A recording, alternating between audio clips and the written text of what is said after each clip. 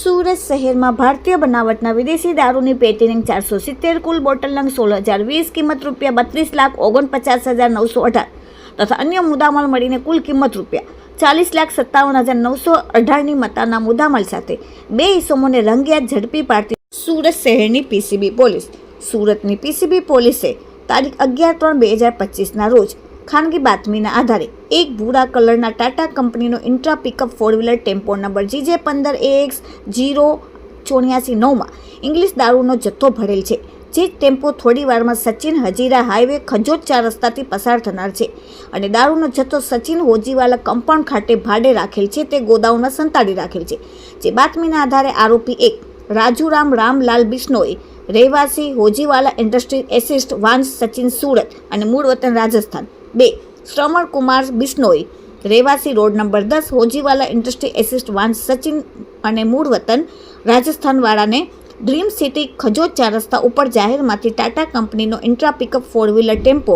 અને જેના અંદર પુઠ્ઠા નંગ 16ની આડમાં સંતાડી રાખેલ ભારતીય બનાવટની વિદેશી દારૂની અલગ અલગ બ્રાન્ડની વિસ્કી, બિયરની બોટલો અને બિયરની પેટીઓ નંગ 45, જેના ટીન નંગ 1,692 અને કિંમત ₹5,79,432ની મુદ્દામાલ સાથે પકડી પાડવામાં આવેલ.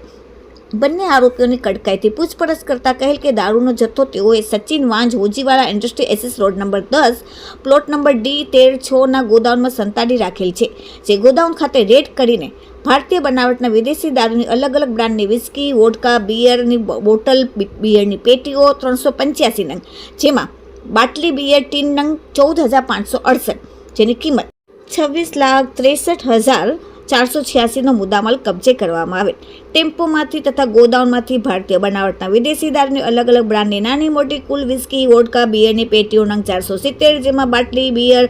ટીન નંગ 16,020 અને જેની કિંમત ₹32,49,918, ટેમ્પો